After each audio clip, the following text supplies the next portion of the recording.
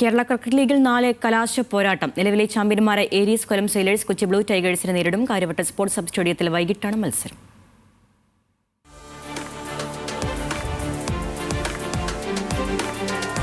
കുട്ടി ക്രിക്കറ്റിന്റെ ആവശ്യം കേരളക്കരയെ ത്രസിപ്പിച്ച് രണ്ടാഴ്ചയ്ക്കിപ്പുറം KCLന്റെ ഫൈനൽ പോരാട്ടത്തിന് കളമൊരുങ്ങുകയാണ്. KCLലെ നിലവിലെ ജേതാക്കളും ലീഗ് ടോപ്പേഴ്സും ഏറ്റുമുട്ടുമ്പോൾ മത്സരം തീപാറുമെന്നുറപ്പാണ്. സെമിയിലെത്തിയപ്പോൾ ചാമ്പ്യൻ ടീമിന്റെ പ്രകടനം കാഴ്ചവെച്ച കൊല്ലം തൃശൂരിനെ തകർത്താണ് ഫൈനലിലെത്തിയത്.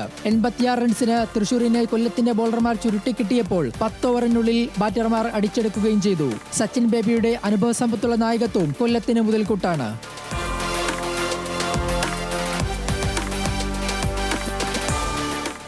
ലീഗിലെ 10-ൽ 8-ലും ജയിച്ച കൊച്ചിയാണ് ഈ സീസണിലെ ഏറ്റവും സ്ഥിരതയാർന്ന ടീം.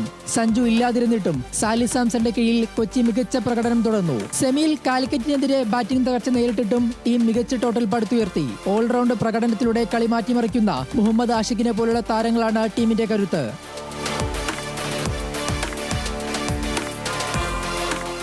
കാര്യവട്ടം സ്പോർട്സ് സബ് സ്റ്റേഡിയത്തിൽ നാളെ വൈകിട്ട് 6:45 മത്സരം. കൊല്ലം തുടർച്ചയായ 2ാം കിരീടം ലക്ഷ്യമിടുമ്പോൾ കന്നി കിരീടമാണ് കൊച്ചിയുടെ ലക്ഷ്യം. Sports desk, news Malayalam.